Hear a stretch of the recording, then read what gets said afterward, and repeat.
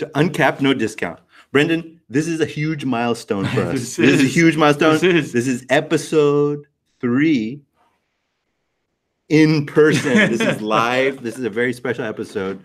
We have our new splash screen. It's a whole new setup. It's a whole new setup. Yeah. No, I'm like, I'm gonna click in here. I'm gonna click. All right, we got a quick episode this time around. It's a little short, but it's okay. A little bit short. Yeah, we're improvising. I'm gonna grab my water. Okay, yeah, me too. Well, there are a few stairs here, but we're okay. All right, here we go. I need a red Solo cup. All right. Ready. So we're continuing a conversation that we started earlier today around brand longevity and Coca-Cola. This is something I had no idea about. Yeah, I had no idea either. My brother put this on my radar. Yeah, which is Coke. So prior to the 1900s, Santa was traditionally and only dressed in blue or green. That's so weird. It was all blue and green, just blue and green. Then in like the early 1930s, Coke said like, we're going to have a branding of Coke Santa.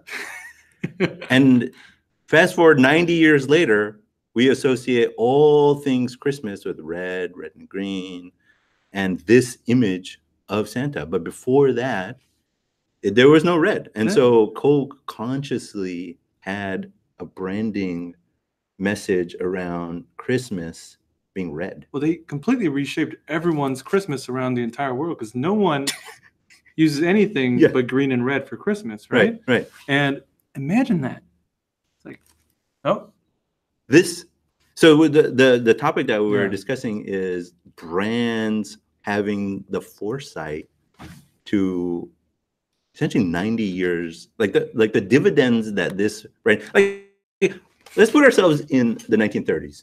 Coke comes out with this thing and says, we're going to have Santa's red from now on. No more blue. More. It's red. It's red now. It's red. That's not going to go over well. I imagine if someone tried right now. Yeah. I'm gonna change it. It's just gonna be my brand now. Santa's purple. It's purple now. It's purple. It wouldn't. That's not gonna happen. Yeah, it's not gonna happen. And I imagine around that time there was a similar backlash. I imagine. Maybe. Yeah. Hopefully. Yeah.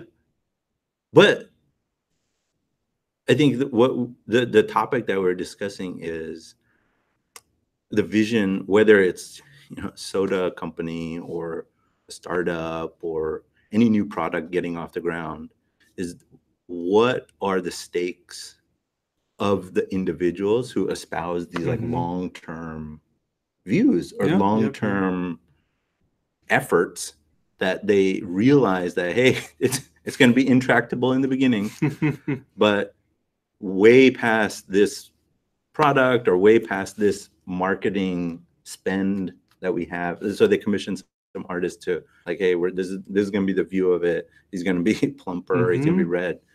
To like get buy-in, to have the foresight. But it's focused, right? They're just focused on this one thing, and they set for that message, and they just kept on.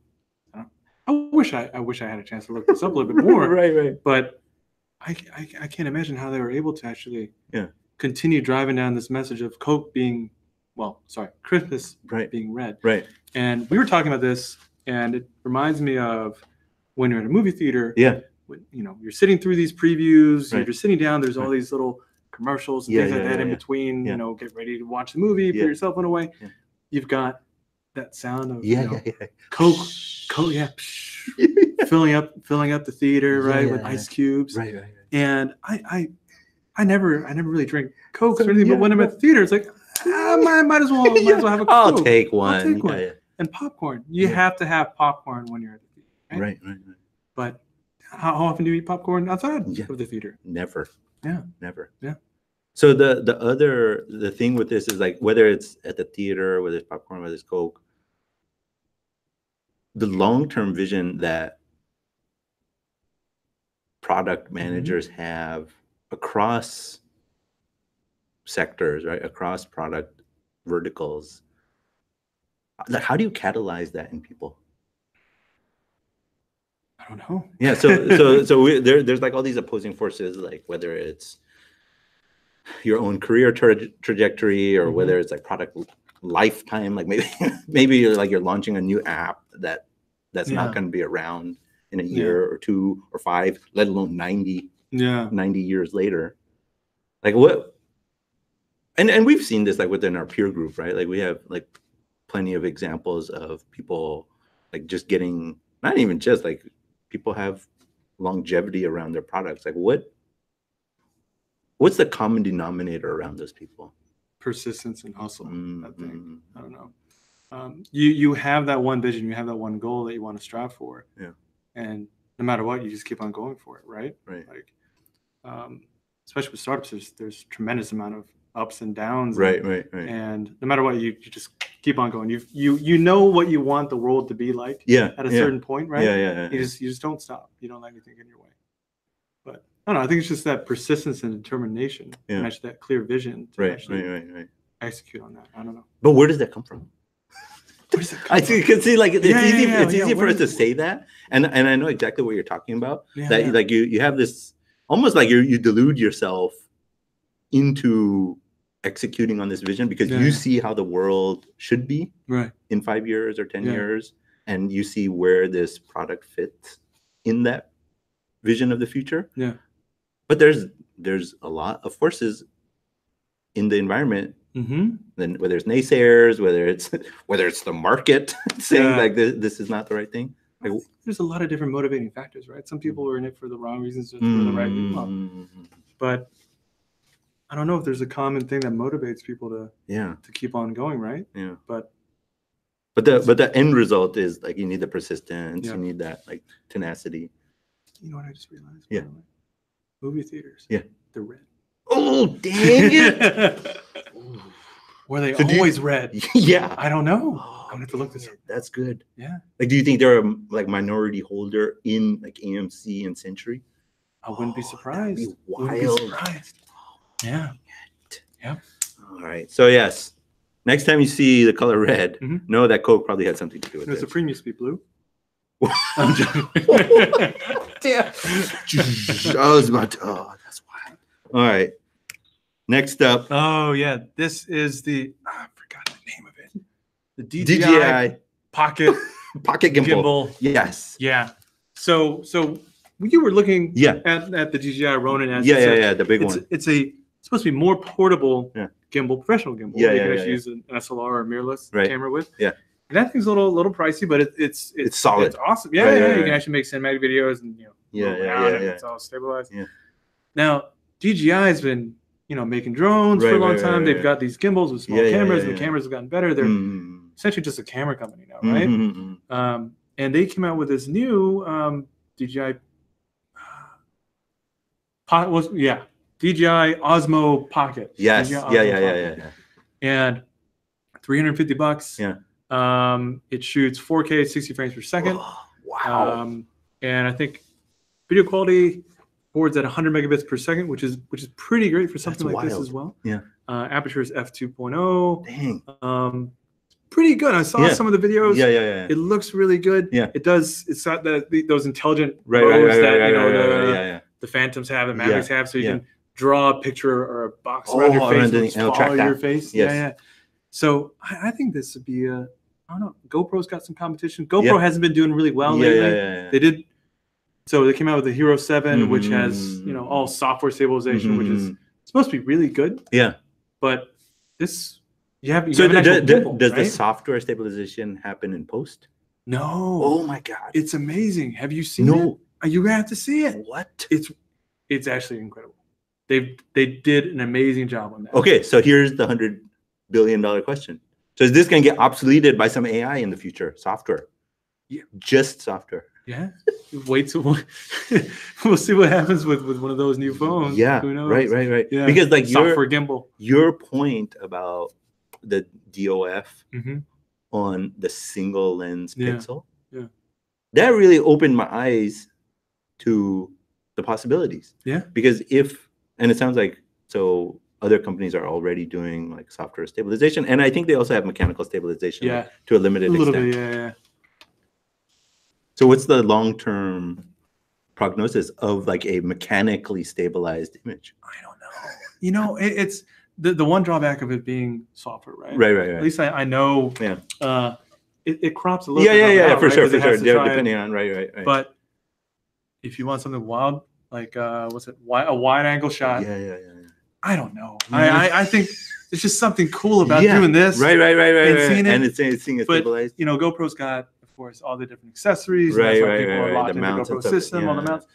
They know what they're doing. Right. They've got, DJI's got a whole set of accessories and mounts for this already. For the same thing, yeah. So I think this will go head to head with the Hero 7, this is actually cheaper. Oh, like $50. Nice. So, does this also, and we'll look at this more, like have audio, like audio? audio. Okay. You can also hook up your phone if you want to do some as an LCD screen. There's a little tiny nice, one as well, but you can also control with your phone. Oh, right. Like it probably pairs with the app or something. Yeah. Nice. So maybe we'll play with one. Yeah, for sure. So yeah, it's DJI Osmo Pocket. Nice. Yeah. So is this already out, or is this coming out? You can buy it now. And I was actually taking a look at it. It ships in 10 days. Nice. We'll see when it. Nice. All right. 992. I remember seeing some the spy shots, yeah. And the Nordschleife. Yeah, right. 992 Turbo.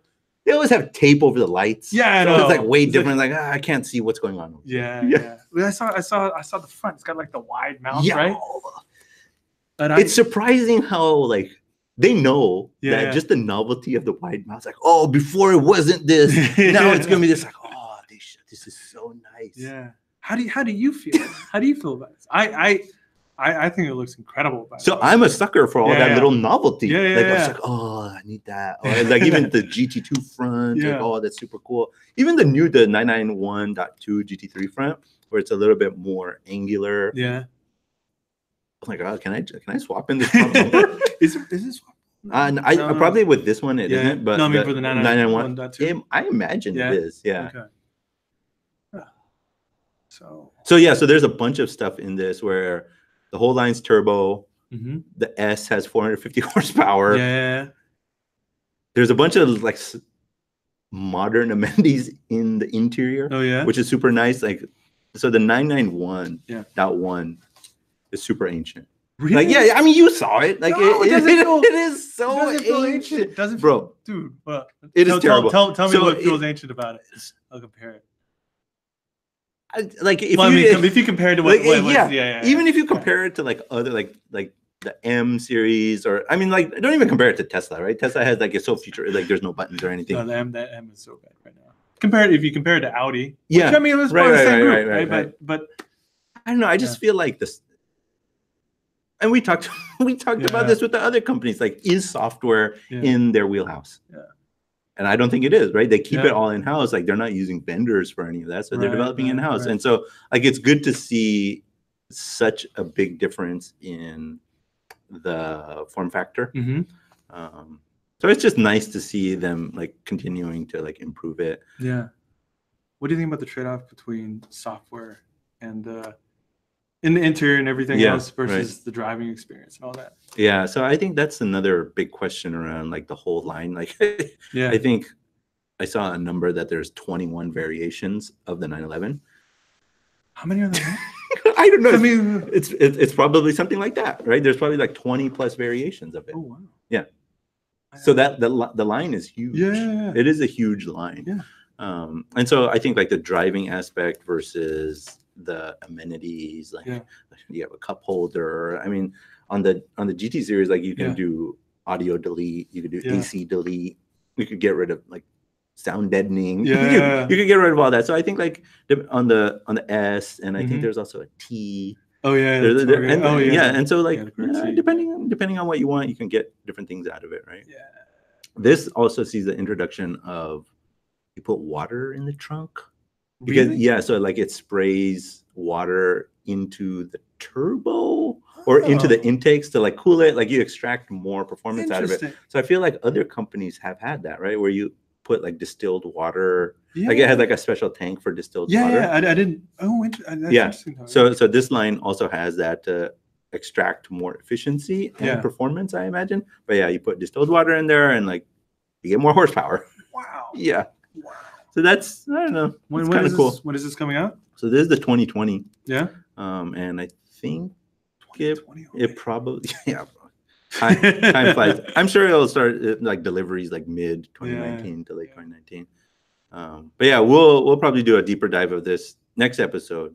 But this time around, short episode 3, short and sweet, in person special episode. I think this is our last piece of content. You know what we need to do? Yes. We need to do a test drive of this. Oh, when it comes out, we need to. Yes. Yeah. That'll be a special episode for everybody. We'll reach out to the manufacturer. Yeah. Maybe. Like, hey, we'll get like a little Hot Wheel with a gimbal. We could do the whole thing. There you go. So if any of our millions of viewers have an allocation for the 992, hit us up. We want to do a review. All right. Until next time. Peace.